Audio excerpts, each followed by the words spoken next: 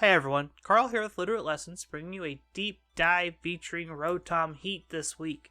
Rotom-Heat won the poll last Friday, and we also have a new poll up on our Twitter featuring a lot of Gen 4 Pokemon for you to pick from in celebration of BDSP, or Brilliant Diamond Shining Pearl, coming out next weekend.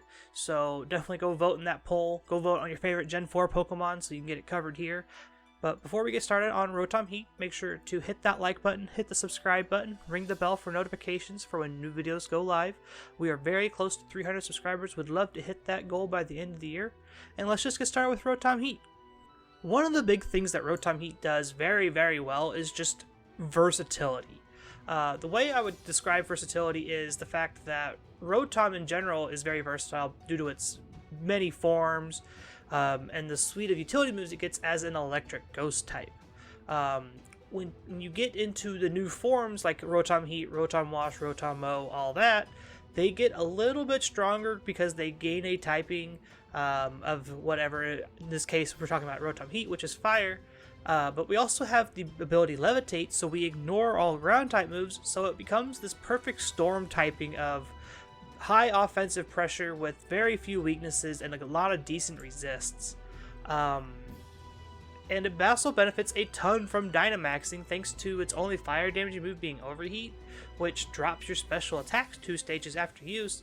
You can avoid this by Dynamaxing your Rotom-Heat and using Max Flare to boost it in the sun, and then can snowball that out of control. One of the things that Rotom-Heat is known for well is being a sun counter. So being able to Dynamax and take on an opposing Gigantamax Venusaur or an opposing Gigantamax Charizard without much effort is a good thing for Rotom-Heat.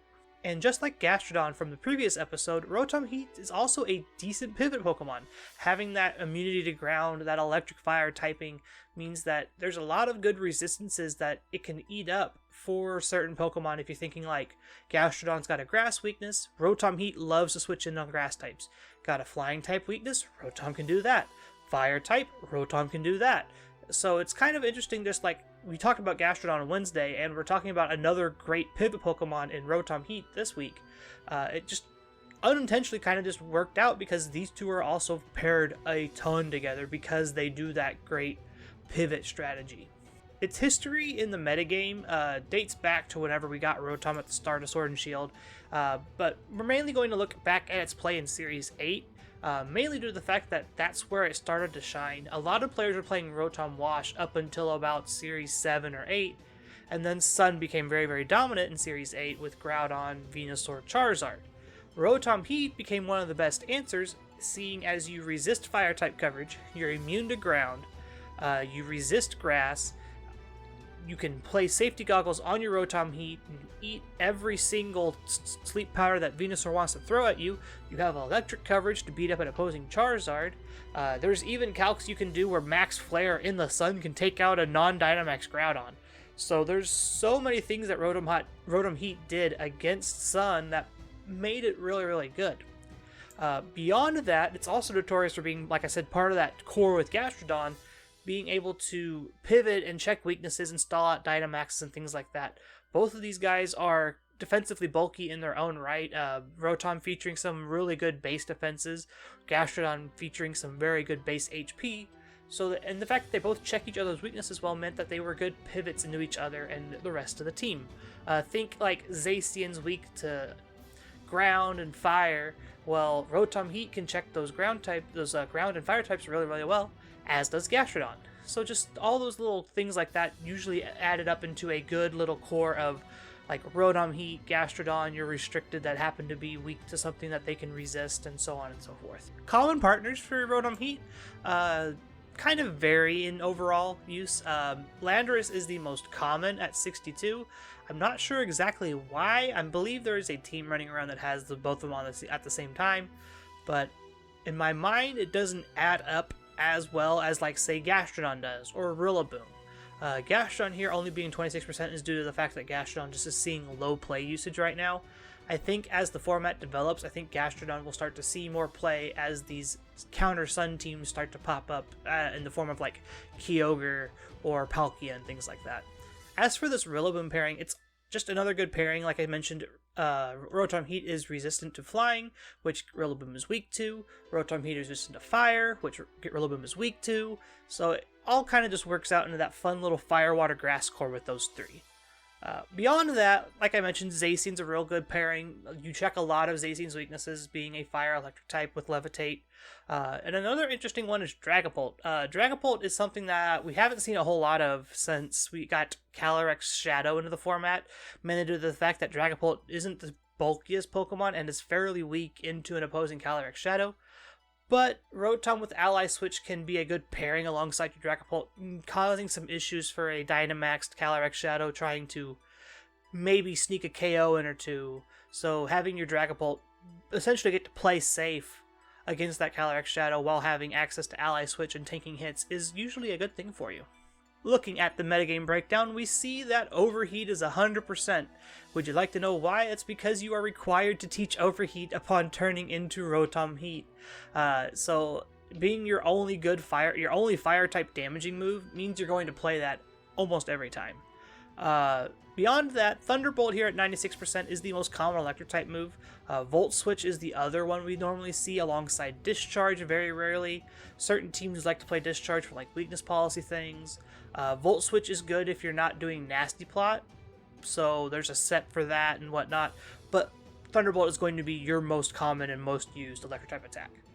Nasty Plot is something that all Rotoms usually are carrying or good at doing. If you think about Rotom Wash way back in early series, a lot of what it did was set up a Nasty Plot, Dynamax, and go to town.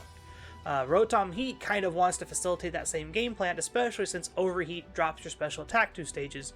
So having Nasty Plot to boost you up 2 stages mean that you're not going to not going downwards as much into your minus stats. Rather, you're going to end up at neutral after an Overheat. As for some protective utility, we get things like Protect and Ally Switch. Looking into some other weird utility moves, we get Will-O-Wisp, Eerie Impulse. I have seen Trick Iron Ball, Trick Scarf, things like that on Rotom before as well. Definitely be on the lookout for that stuff. Rotom isn't the fastest Pokemon in the world, but if you trick a Scarf onto something that sets up Trick Room and can't do anything else, then they're stuck on Trick Room. So just things to think about there, just some cool gimmicky stuff. As for items, we see Safety Goggles at 73%. This means that your Sun matchup is fantastic. You never have to worry about running into Sun ever, mainly due to the fact that Rotom just sits in front of everything and just takes it out super duper easily. Citrus Berry here at 21% is more for the bulkier support style Rotoms. Think Volt Switch, Overheat, Protect, and maybe Ally Switch. Something that's going to take a couple hits and try to stay alive as long as possible. Other items to consider are things like Rocky Helmet and Expert Belt. These two weren't listed on the thing, but they were ones I remember playing with back in Series 8 a little bit. Rocky Helmet's super duper interesting as a pivot-based team, so you can pivot in, take a Behemoth Blade, resist that super duper easily, and the Zacian takes chip. Or switch in on some kind of triple axle for your Dragon type that they're trying to hit you with, from like a Weavile or Serena or something like that.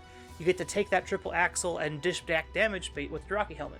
As for the Expert Belt, these are more on the Dynamax side of targets, the ones where you don't really have to run Nasty Plot and you're looking to just max now and take over the game that way.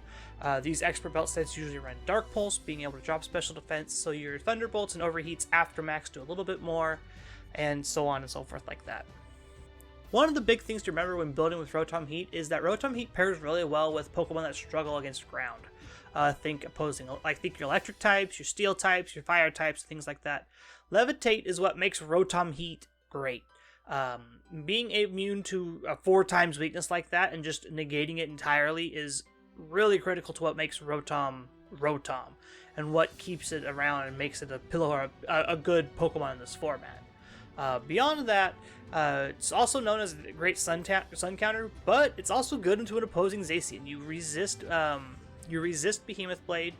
You have decent defenses even though your HP is kind of weak, so you can easily take at least one Behemoth Blade, and if you had set up Sun or in a max mode, you can easily blow up an opposing Zacian with a Max Flare or a Sun boosted Overheat. And like I mentioned earlier, Gastrodon is a great pairing with Rotom-Heat. since Rotom is weak to water, they kind of have this good synergy with each other. You can eat the water type attacks with Gastrodon, and Rotom-Heat can take it out, since Gastrodon can't hit it super effectively with its Thunderbolt or its Volt Switch or whatever. Another good pairing, another good thing to think about, like I mentioned, Discharge. You can do that setup with the Gastrodon on the field as well, because Gastrodon is immune to Discharge, and you can just do that game back and forth and just easily take out an opposing team very, very quickly. Looking at movesets and base stats here for Rotom-Heat, we see that HP and attack are fairly low, which is fine for this Pokemon. This isn't going to be the, physical attacker you want it to be. It's not very good at that job. What it is good at, though, is taking some hits that it resists and then dishing out damage in return with that high special attack. Base 107 defenses and base 105 special attack is great for this electric fire type. As for its speed, 86 speed is okay. It's not great, but it's not terrible. It's better in Dynamax formats where you can do max airstreams, get speed boosts, and try to outspeed stuff like that. But another cool thing you could do is run min speed, and just kind of do trick room things, because you're slower than a lot of these powerful restricteds, so you can underspeed out in Dynamax or outside of max and pick them off one by one. Looking at the first move set here, we see the standard safety goggles set. This is a fairly bulky HP set with decent special attack investment and decent speed investment. Modest nature, Thunderbolt, Overheat, Nasty Plot, Protect with safety goggles, super standard. This is your Sun counter, looking to beat up an opposing Sun team fairly easily. Rotom, we don't talk about one-mon counters too much, because usually it takes more than one Pokemon to counter an archetype. Well, Rotom-Heat is probably the exception to that rule. It will take out one Pokemon. It'll take out a Sun team by itself a lot of the time.